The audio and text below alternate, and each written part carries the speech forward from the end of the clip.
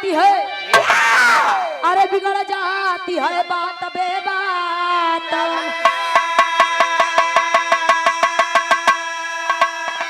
तो बात विष भी बने बात अमृत बने, अरे बात बे बात होती है जज्बात में। तो बात वाले को ही बात लग जाती है, बनाती अपना पराया सदा बात।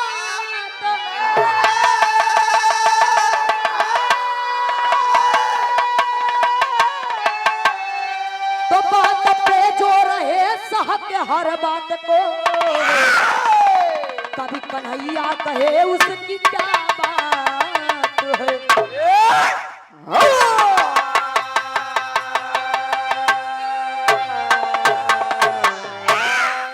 एक ऐसा बिरहा जो न रामायण से बा न महाभारत से बा, अपने समाज का जागृत करने के लिए एक छोटा सा बिरहा कव्वाली मास्टर।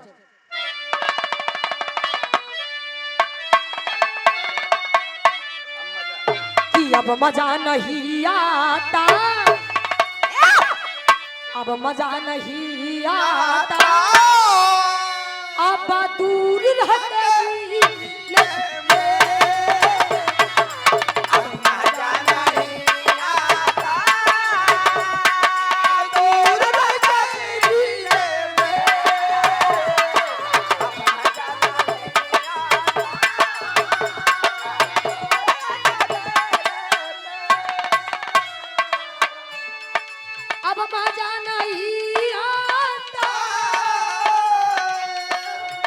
काहे दूर रहते जीने में, अब मजा नहीं आता और दूर रहते जीने में। या खुदा बुला लेना, या खुदा बुला लेना, अब हमको भी मादी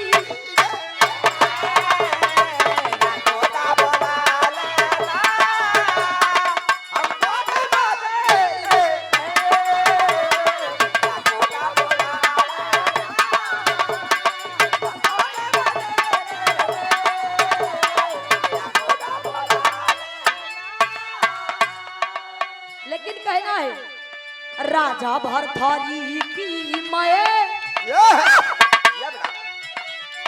राजा भरथरी की मैं, अब बात कुछ बताती हूँ।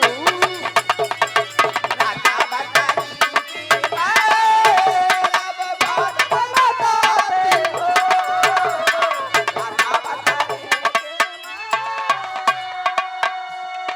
राजा भरथरी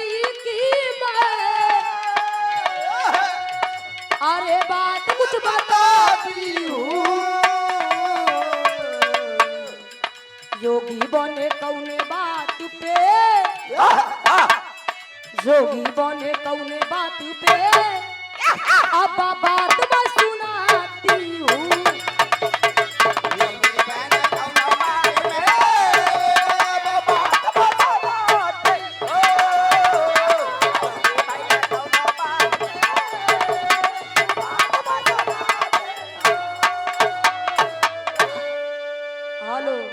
समय नहीं बा, कहानी है बस स्टार्ट भइल 2 लाइन नजम।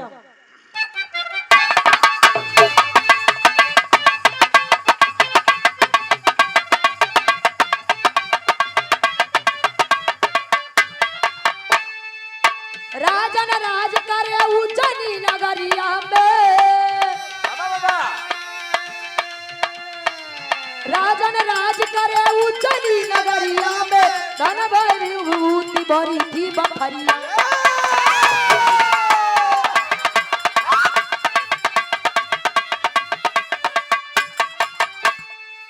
पहली पत्नी श्याम देई गुण की खान रही, पहली पत्नी श्याम देई गुण की खान रही, दूसरी पिंगला जो बड़ी रूपवान रही। घटी घटना जो राजन का सीना चीर दिया, घटी घटना जो राजन का सीना चीर दिया, जिसको चाहा उसी ने चुभा। ए भैया उज्जैन नगर के राजा भरथरी जी जिनकर पहली पत्नी श्याम दई दूसर पत्नी पिंगला थी। पत्नी उ रहे उनकर साली हुआई रहे। अब श्याम दई जो रही गुड़ की बहुत खान रही बाबू जी, उसके अंदर संस्कार बहुत था, गुण बहुत था। लेकिन पिंगला जो रहे ओकरे अंदर संस्कार न रहे, खूबसूरत बहुत रहे। ऐसे राजा भरथरी जी पिंगला का ज्यादा प्यार करते रहे। एक दिन राजा भरथरी जी शिकार खेले चला थे। अब शिकार खेले चला थे, शिकार खेलत खेलत बीच जंगल में पहुंच जाते। बीच जंगल में उनका एक ऋषि जी मिला था। और जब ऋषि जी मिला थे तो ऋषि जी उनका प्रेम व्यवहार देख के एक चिल्लाई के अमर फल दे दे।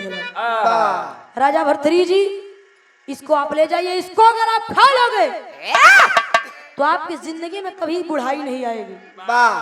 राजा भरथरी फल लिए ना रहे, रास्ता में सोचे थे यार अगर फल का हम खाए ले।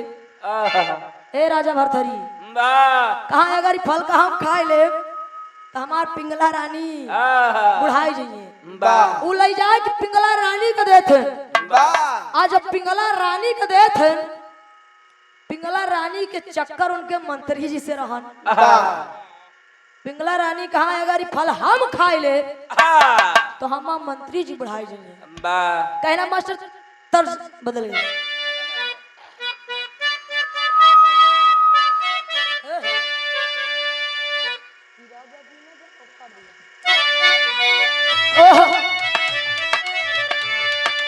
देखा पुराण गीता दादा लोग गावत रहे कि राजा जी ना जाई हो पूर्व।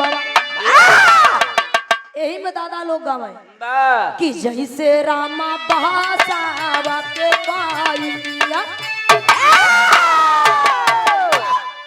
जैसे रामा बहासावा के पाइया, आयो रामा बातावा के पाइनिया, वैसे गोरी रही रही के चलबू।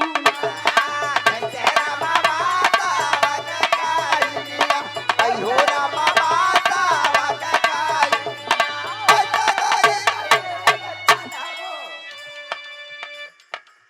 एक दादा लोग गावत रहे। पहले के चाचा दादा लोग बाराती जाते रहे तो पैदल जाते रहे। सही बना दादा? बाराती में सब लोग बैठा। पहले के लोग बाराती जाते रहे तो पैदल जाते रहे। ए दादा तई से लठिया दाता लठिया दा इनका बताई हमका एक घूसा मारिए हमारे एको लाठी न सही पइने। अरे बाऊ का हो लावा तो इनका बताई बिरहा कैसे होत। चाचा दादा लोग बाराती जाए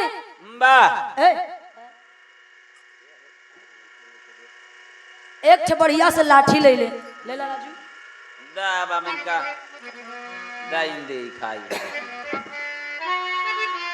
ई कौनो भोजपुरी ना बा कि नतिया पतिया पटना बा देवरा धोड़ी चटना बा ढोड़िया में चाहे यदि पियबा राजा 100 साल जियबा बा ई कौनो भोजपुरी ना होई पुरान गीत या दादा लोग गावर रहे। हां एक के चलावा तुनुक तुनुक तुन तुन ना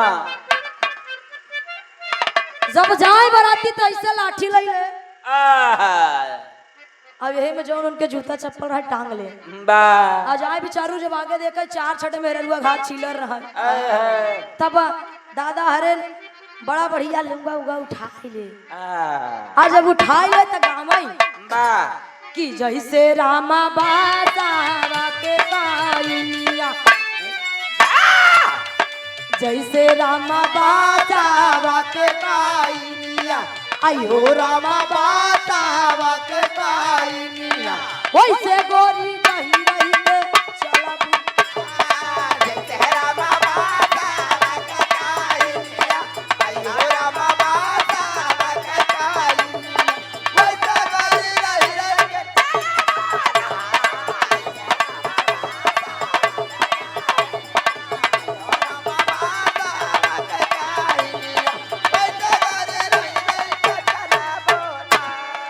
के दादा लोग गावर रहे नहीं। राजू भैया तू बिरहा देखा तो या इतना बुरा ससुर डांस होइला कि बिरहा नाई ऑर्केस्ट्रा होइयो बा लेकिन हम लोग तुक पर बा मतलब जब जैसन समय आवत बा वैसन और गावे। राजा जी ना जाई हो पूरू बाबा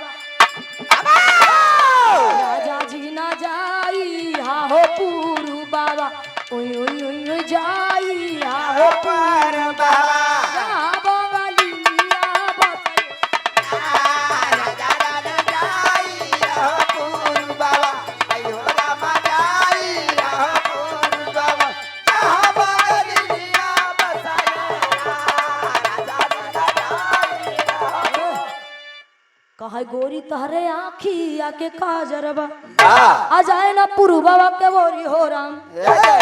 लेकिन इधर करती कहां पिंगला जी ले जाए कि फल मंत्री जी का दे देहल। बा आज जब मंत्री जी पाए तो मंत्री जी के चक्कर एड़े बेस्या से रहे। बा वो बेचारे सोचे हम खा ले तो बुढ़ाई जाए। वो पहुंच गए के कोठे पर कि मंत्री का बेस्या के रहा पुजरिया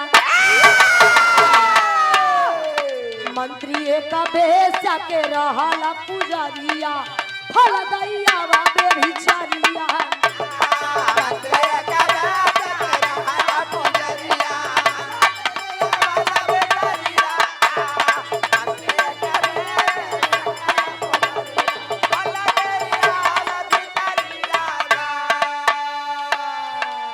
मंत्री जी ले जाए फल दई दिहलन। आज हेलो जब मंत्री जी फल दई दिहलन अब श्या पायस बिचारी कहा यार ऐसे न हमार दुर्गति बा बा हमें के खाए ले पबो बुढ़ावे न करब तो हम जवानी में मर जा बा हमें का ना खा। इसका अधिकार जिसको है बा वही खाएगा। चलत है इधर चलत यह है फल लई के राजा भरथरी के पास फिर आ राजा भरथरी के लई जाए फल देत बा टेरी अद्धी टेरी लगवा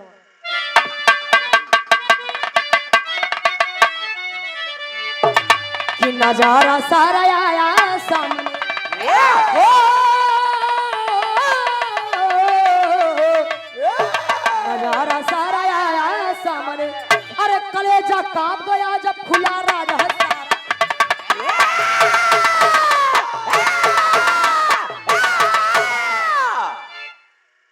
कलेजा कांप गया जब खुला राज है सारा। इधर राजा साहब कलई गए फल दे दिहल। राजा साहब कहा निहारी फल तो हम अपने पिंगला रानी के दीने रहे बा ये बेस्या के पास कैसे पहुंच गवा। बेस्या से पूछन बेस्या ना बताओ रहे कहा बताओ सारी बात बताए इसकी मंत्री जी आपका ही फल हम कलाई दे। मंत्री जी का बोलवावा गवा मंत्री जी का बोलवावा गवा मंत्री जी से पूछा था मंत्री जी ना बतावा थे कोड़ा मंगवावा गवा दे कोड़ा जब 4-6 कोड़ा पड़ा तो मंत्री जी बताए कि फल आपके रानी पिंगला हमका दिए ना। रानी पिंगला के बतावा बोलवावा गवा ई फल तू दिए हो बात सही बा कहा हाँ बात सही बा। राजा साहब के दिल में तीर चुप जात बा कि बाप रे जिसको मैंने इतना चाहा आज उसी ने किसी और को चाहा। बताओ मेरा सम्मान नहीं जाने। राजा साहब का एक घटना एक दिन फिर राजा साहब शिकार खेले चला थे अब वही जंगल में एक हिरन बड़ा सुंदर दिखाई दे दबा तर्ज बदल गई मास्टर।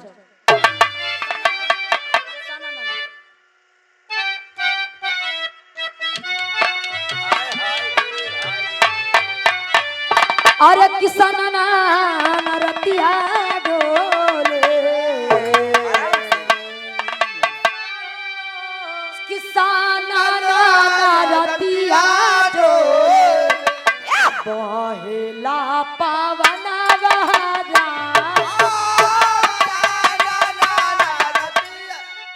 किसान नाना रतिया डोले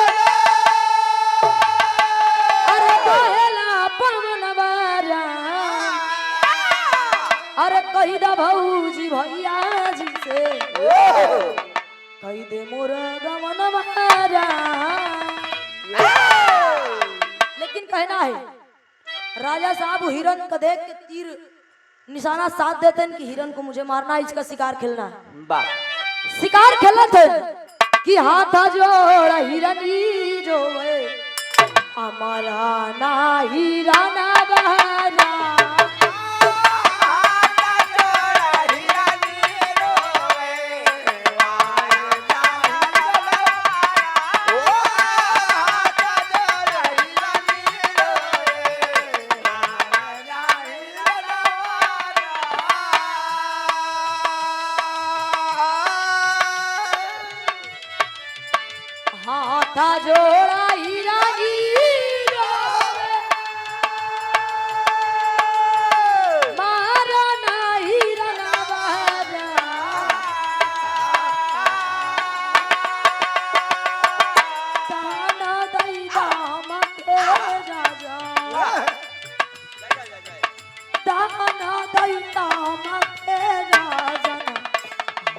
हमारो सजनवा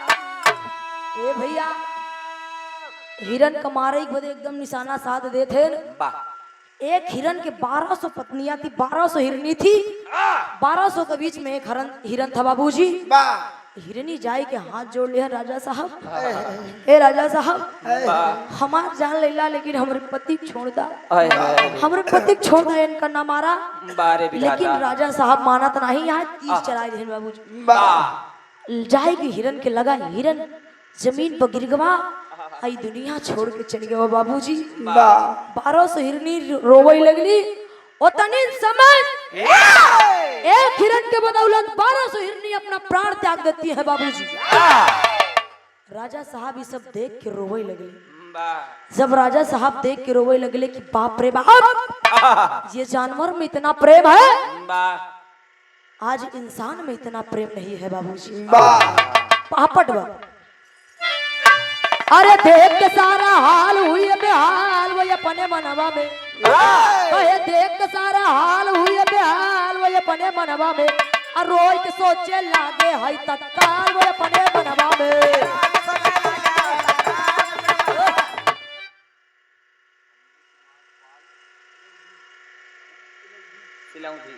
संजय कुमार पाल जी सिलौंधी की धरती से आपका तरफ से 20 रुपया पुरस्कार भी रहा भाव समझत में बहुत बहुत प्राण बा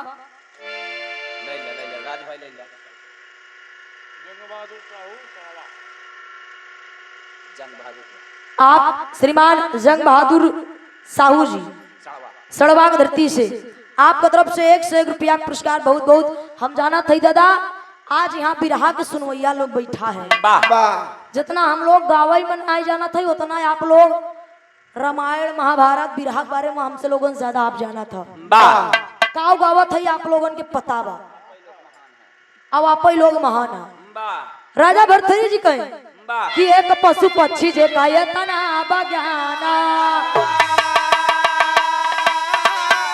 अब एक हमर रानी नहीं जान सम्मान अरे अपने हाथ पीटे अपन गाल वो अपने मनवा में कहे अपने हाथ पीटे अपन गाल वो अपने मनवा में और रोई के सोचे लागे है तत्काल वो अपने मन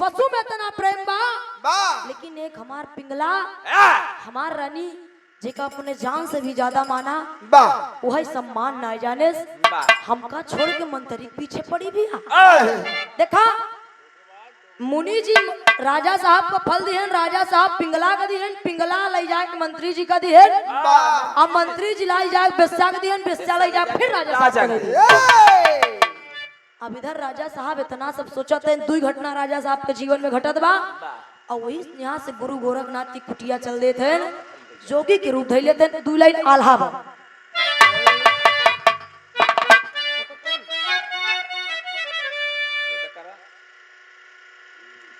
कहना है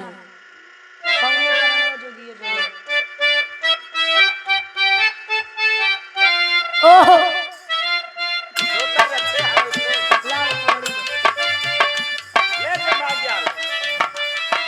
देखा दादा अपन अपन कला होत बा आप लोग समझा था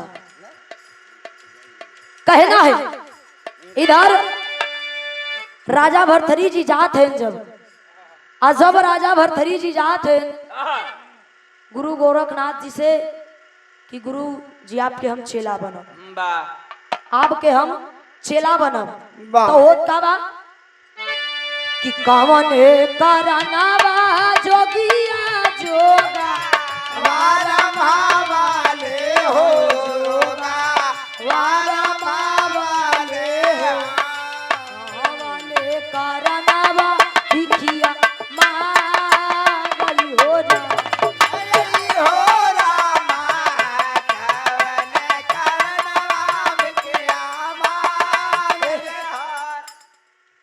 राजा साहब जात है, लोग पूछत है।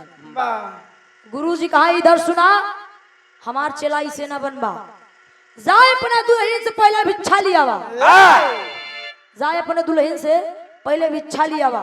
कहना बा मास्टर अल्लाह बा कि कहे गुरु गोरख भिका अरे घरवा से लावा, कहे गुरु गोरख भी अरे घरवा से लावा, अरे तिरिया का अपने माई माई गोहारा,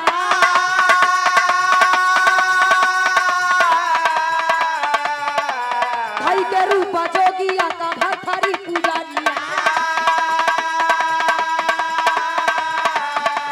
ओ हलवाई में तरंगी तब दुआरिया पे जा।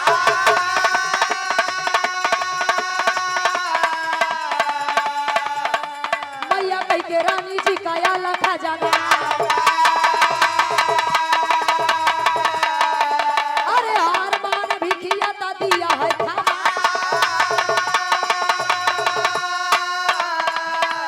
अरे बहुत मनावे रानी अवाई काई के बिनतिया, कि बहुत मनावे रानी अरे कि वही काई के बिनतिया, ता देखा ता बगिरी जाके वो है भार।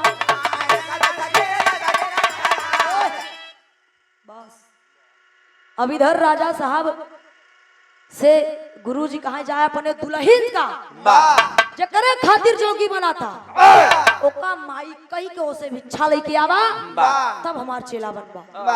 रात हैं भिक्षा ले, रानी साहिबा जितनी बेर देखा था कहा हमार राजा साहब है। ए राजा साहब कौन भेष बनाया है? नाई भाई हम तोहार राजा साहब ना आए, बस तनी कृपा बा हमका भिक्षा दे दा, हम चला जाए।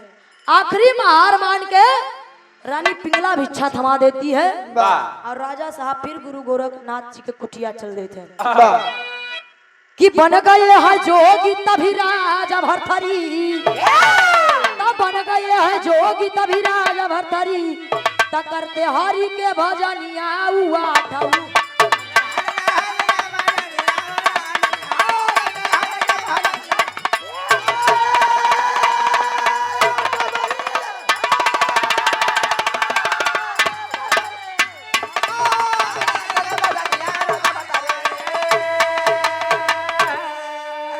स्वार्थ और सत्य को जिसने लिया जा,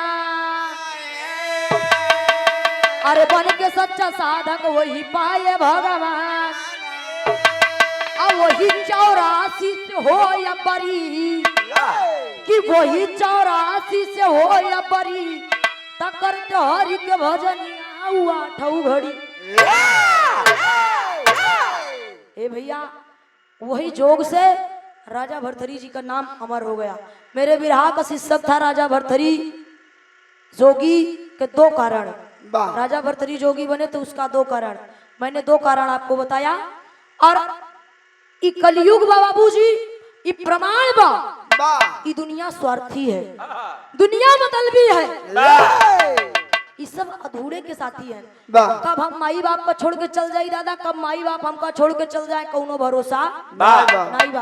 बिरहा हमार समाप्त हो भैया जी के नंबर पर आखिरी भाव में राम हिंदू गुरु सीताराम कवि कोमल की है मां।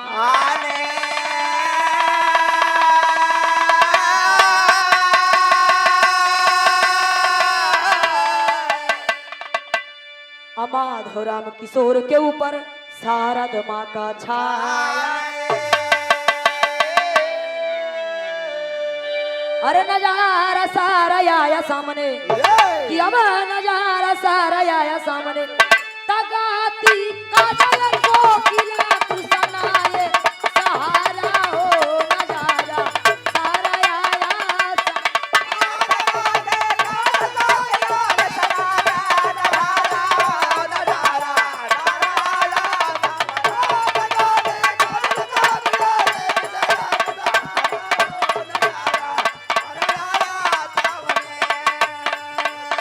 परदेसिया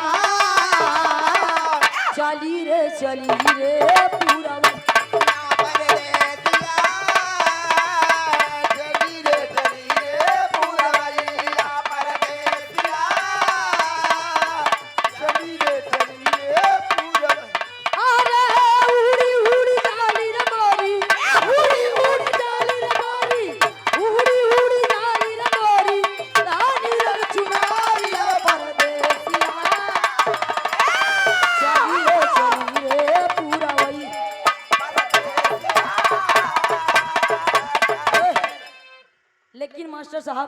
कि दुनिया का मेला मेले में लड़की ये नहीं वाला लड़का का भाई गाय रहे दोनों सहेली दोनों सहेली हाँ। दुनिया का मेला मेले में लड़की अकेली सन्नो है नाम उसका दुनिया का मेला मेरे लड़की लड़की अकेले सन्नो है नाम उसका दुनिया का मेला मेरे लड़की लड़की अकेले सन्नो नाम उसका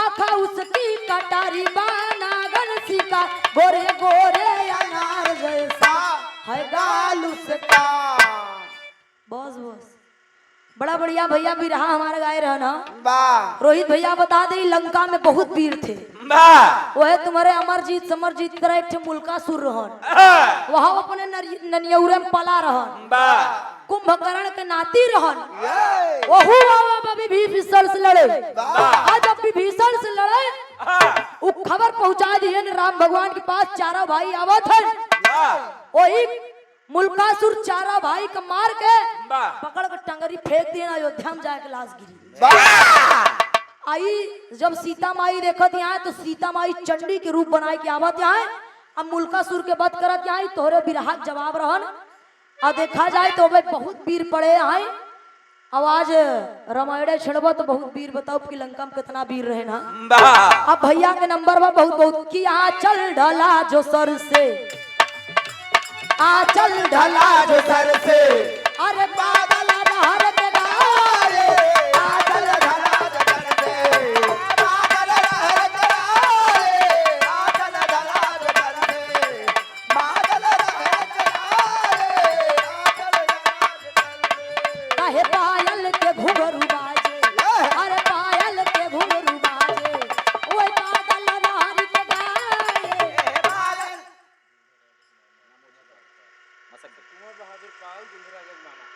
उमर ये आप श्रीमान उमर बहादुर पाल जी कुमार कुमार कुमार हाँ कुंवर बहादुर पाल जी दूल्हे राजा जी के मामा जी की तरफ से 1 रुपया पुरस्कार अब मामा भी आ हो जात बता लेकिन कहना है न मुंह छुपा के जियो और न सर झुका के जियो